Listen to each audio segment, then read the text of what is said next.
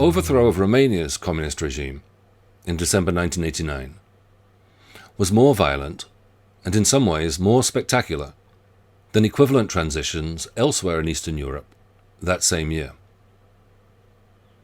Initial unrest in the provincial city of Timișoara spread to the capital, Bucharest, where on December the 21st, the dictatorial president, Nicolae Ceausescu, head of state since 1967, tried to assure the nation that all was under control, with a public speech in the city's palace square.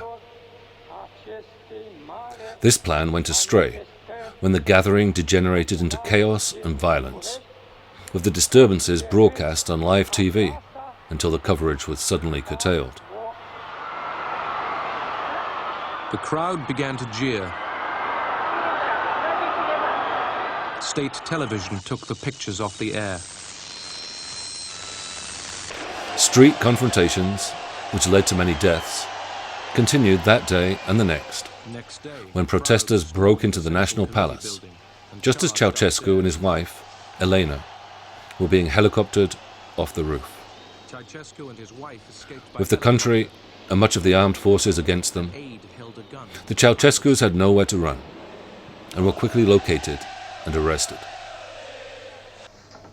3 days later, on Christmas Day, after an hour-long court-martial in front of a hastily assembled military tribunal, the couple were executed by firing squad.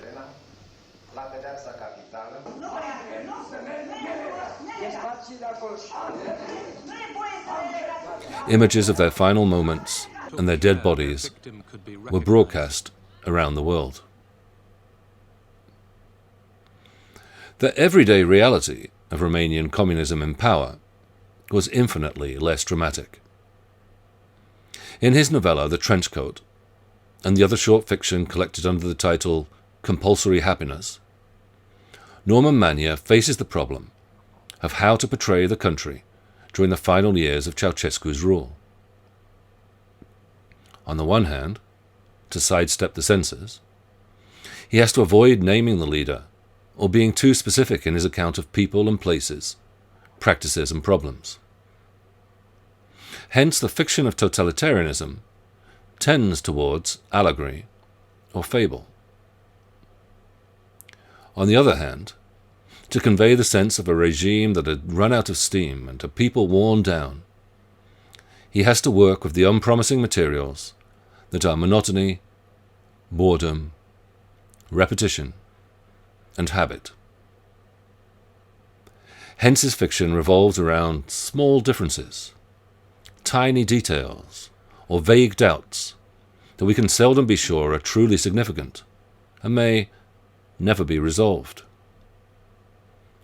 Reading Manea, we are trained to attend to these minor variations, uncertain whether they can quite bear the weight of our perhaps paranoid over-interpretation.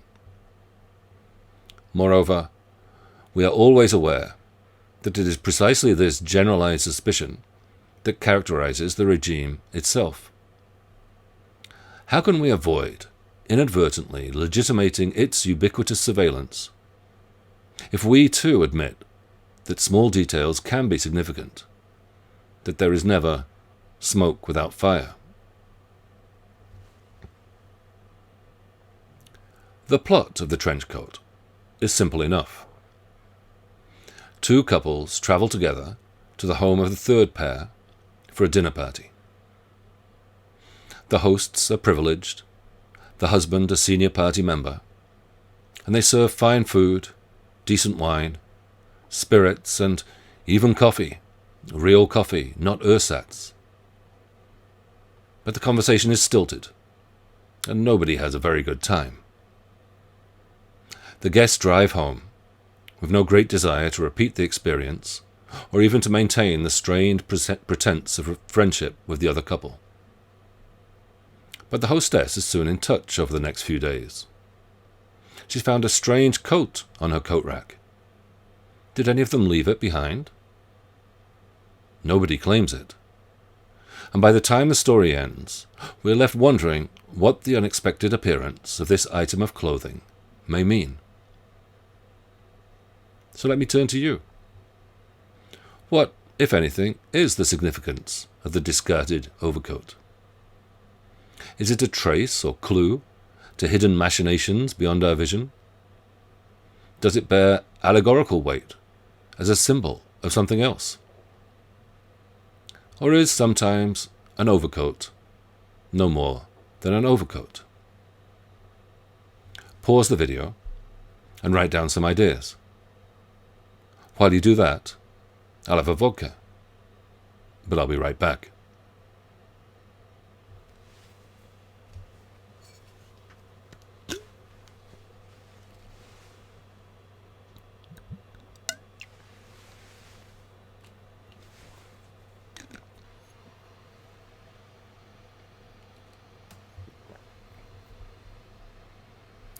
The garment itself is anonymous and nondescript. The fact that it could belong to anyone shows that it reveals no personal style or individual characteristics. That it could so easily have been left behind and overlooked indicates that it can be taken for granted and go without saying. A similar coat, later in the story, is described as the cheapest kind, you know. The one you see in all of the stores. The one hardly anyone buys. A sort of cotton duck that used to be real material and used to have who knows what real colour. Now it's the colour of wind, fog, our bleached out boredom. Perhaps it is simply boredom that ensures that the coat and its mysterious provenance should provoke such anxiety and consternation. Poor Dina, one of the guests says of their hostess in the wake of the fuss that her discovery has caused. She got scared over nothing. There's no reason to be scared or conscience-stricken. It's not unheard of. Nothing to get hysterical about, believe me. Routine and boredom. Our little devil, boredom. A sleepy society. Deprived of the epic elements. Unspeakable boredom. Nothing really happens in Romania. All ideas of utopia or progress have been abandoned. Even the Securitate, the secret police, we are told, are merely going through the motions. Those creeps who keep an eye on us all, even they've become apathetic. But here at last is a distraction, something to worry about. And it is easy to give in to that temptation to worry and to fear.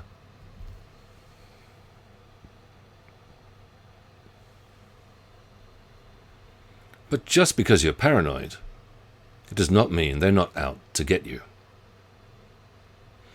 Another possibility is that the coat has been left, deliberately or otherwise, by a member of the Securitate.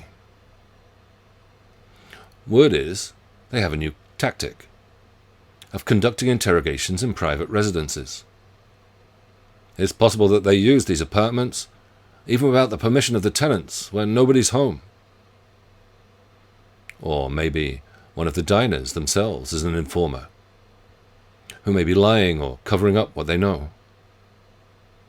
Perhaps this is all some kind of strange experiment. One of the guests in particular, never given a name, is later seen, along with the hostess, Dina, dressed in a trench coat. Unleashing in another member of the party, catching sight of them, a flood of anxiety and panic. And the trench coat, the raincoats. What is this farce? They're playing ghosts or what? No. There's something going on. Something. There's always something under the surface, obviously. Obviously. Nothing is what it means. Nothing or no one. Not even your own husband. No one. Anyone can become anything. Beneath the dreary monotony of everyday life, there are machinations and conspiracies. The regime is real, even if it works through simulation and dissimulation. The coat is a glitch, a mistake, or a sign to keep everyone on their toes.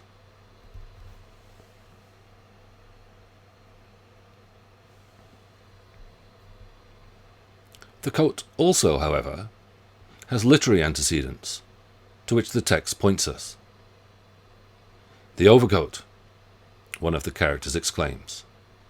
"You've read his stuff? The madman? The one with the big nose?" "Well, the inspector. The inspector. The inspector with the big nose. The nose. The madman. The diary of a madman. The little devil with the big nose. Nikolai Vasilievich, who wrapped us all up in his overcoat." Here the coat has gained a capital letter, as though further to signal its intertextual symbolism. Vasilievich is Nikolai Gogol, born in Romania's neighbour, Ukraine, who was the author of short stories, novels and plays, The Nose, Diary of a Madman, The Government Inspector, that are mixed up here in a soup of references upon which all Eastern European writers and readers can draw. One of Gogol's most famous stories is The Overcoat, in which an impoverished Russian clerk saves up for a new overcoat, only to have it stolen almost immediately. His attempts to seek help from the authorities backfire. He sickens and dies, only to return to St. Petersburg as a coat-snatching ghost. The issue in Manea's story is an overcoat that mysteriously appears from nowhere, rather than being snatched away. But his tale is indebted to Gogol's as much as communist Romania was indebted to its Warsaw Pact overlords. However hard Ceausescu strove to assert his independence from the standard Moscow line, for instance by condemning the 1968 invasion of Czechoslovakia in a speech to crowds in Palace Square that he unsuccessfully tried to mimic 21 years later, the day before he fled the presidential palace. The Trenchcoat opens with an invocation of confusion, the confused voice of a confused time, and ends without much resolution, noting that there were in fact many hypotheses about the coat's appearances, in both senses of that term, appearance, both the act of coming into public view and the outward aspect behind which may lurk some hidden meaning. But the same is also surely true of the text itself, like every literary text, that it is subject to a variety of interpretations or hypotheses. There is a margin of uncertainty in life as in literature, and a strange resonance between the experiences of living in a communist society and engaging with a text, both of which are exercises in close reading, a hermeneutics of suspicion.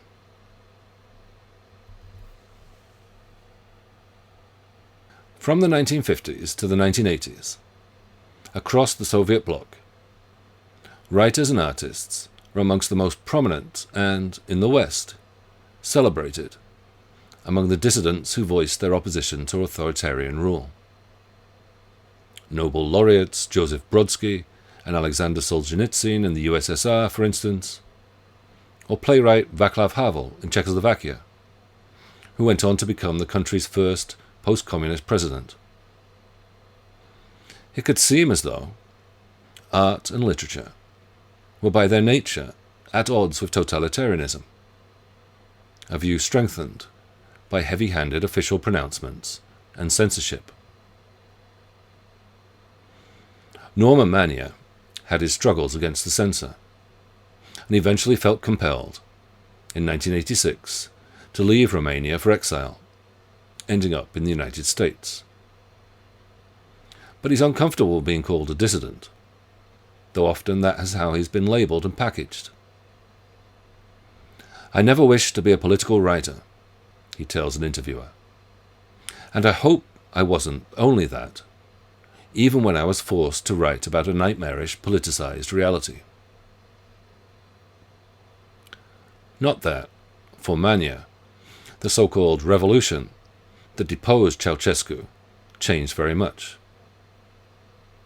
As he put it in 1995, the sequel to the events of December 1989, with its adroit renewal of ideological masks and its totally one-sided restructuring of the administration, corresponds not at all to a revolution, but rather to a finely tempered remoulding. Equally, he has never been starry-eyed about the West.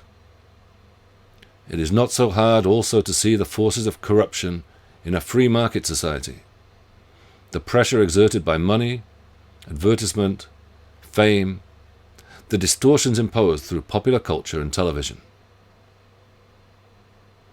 His most long-lasting political preoccupation, forced on him against his will, has been an engagement with a culture of anti-Semitism that predated communist rule. During World War II, Romania was allied with Nazi Germany. Manea and his family were sent to a Ukrainian concentration camp, and continues to this day. He has spoken out against amnesia about the pre-communist past, and warned of a revival of ethno-nationalism in Romania and elsewhere.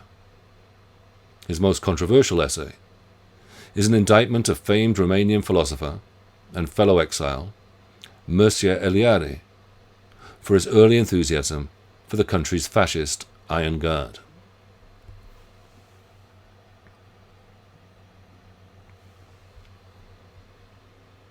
Literature cannot save us from bad politics, whether of the right or the left. The people portrayed in the Trenchcoat are for the most part educated and literate. One of the dinner party guests is a newspaper editor, another is a painter. They make small talk by passing on slightly scurrilous gossip and veiled jokes about, you know who.